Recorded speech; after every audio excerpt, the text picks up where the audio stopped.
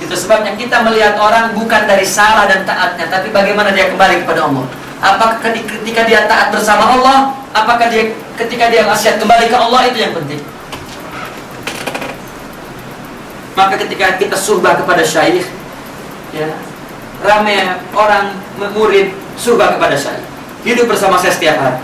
Lalu lihat syekhnya berbuat salah, loh, mengingkari. Berarti dia tidak paham hakikat insan dan tidak paham hakikat rububiyah wala uluhiyah, wala hakikat kehidupan, wala hakikat syariat dan hakikat. Ya. Maka kita lihat bagaimana ketika dia melakukan salah dan kembalinya kepada Allah sebagai kedua kita. Ya.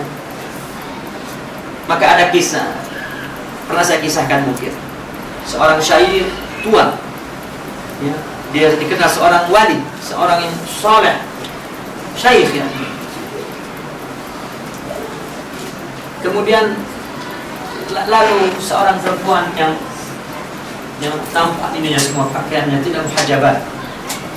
Lalu syaikh yang tua itu waqa'a fi qalbihi syai'. Allah yang menjatuhkan ke dalam hatinya cinta syahwat nafsu.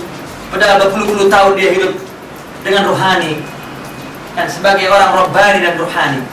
Tapi Allah yang yuqallibul qulub kaifa yasha. Maka dia tinggalkan majlisnya dan dia ikuti wanita itu. Rupanya anak seorang padri Kristen.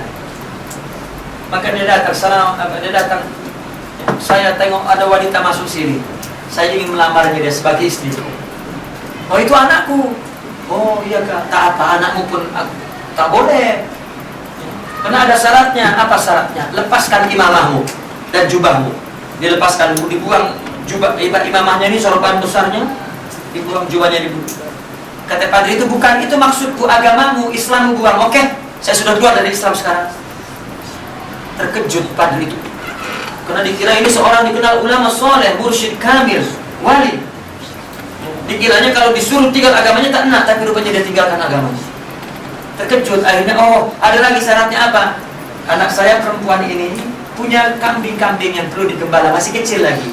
Jadi kena kau gembala kambing itu, selepas besar baru kau boleh menikahinya. Oke? Tiap-tiap hari dia menggembala kambing itu. Ya, muridnya tiap-tiap hari datang ke majelis, tunggu mana syekh ini? Tak datang, ditunggu tak datang. Hingga terdengar berita bahwa syekhnya di perkebunan seorang padri di sana tengah mengembala kambing calon istrinya yang kafir. Dan terdengar berita bahwa dia sudah keluar daripada Islam. Lalu muridnya datang kepada syekhnya dan memberikan salam. Assalamualaikum ya syekhana. Syekhnya malu membuang mukanya. La ana lastu syeikhakum. Ughrubu anni. Ughrubu anni. Ya, aku bukan syekhmu, tinggalkan aku. Muridnya tersenyum. La ya syekh, ana muridukum wa anta syekhina. Saya murid kamu dan kamu adalah syekh kami. Syekhnya itu marah. Keluar dari aku sebelum aku marah kepada kalian. Aku tidak kenal kalian dan aku bukan syekhmu. Maka muridnya jatuh tersimpul di depan syekhnya. Ya syekh, aku tidak mencintaimu yang sangat seperti hari ini. Hari ini aku sangat mencintaimu, tidak seperti sebelumnya.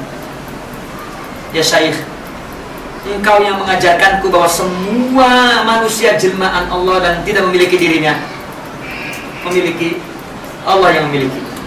Engkau yang mengajarkanku bahwa hati manusia semua di tangan Allah. Allah yang membolak-balikan sekehendak Allah.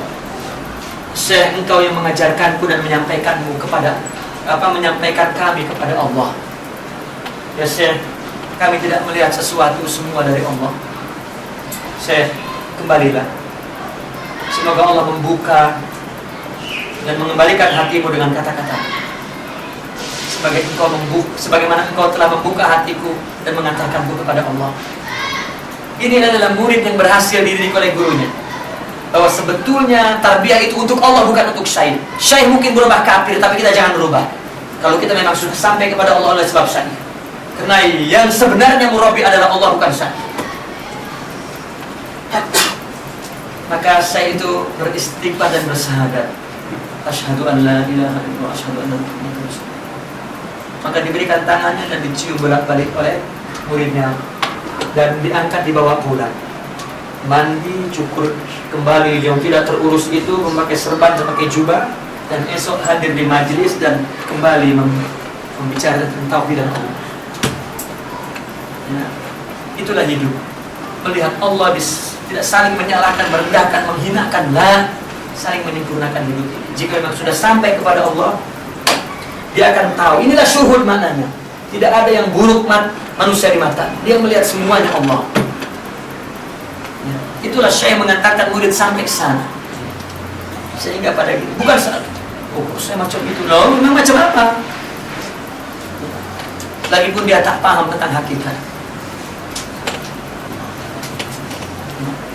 Inilah subah yang diperoleh dalam tasawuf. Jika tidak mendapatkan itu, maka dia memuji sainya seperti bukan manusia. Dan itu orang-orang awam yang tidak paham tentang tarbiyah dan hakikat tarbiyah.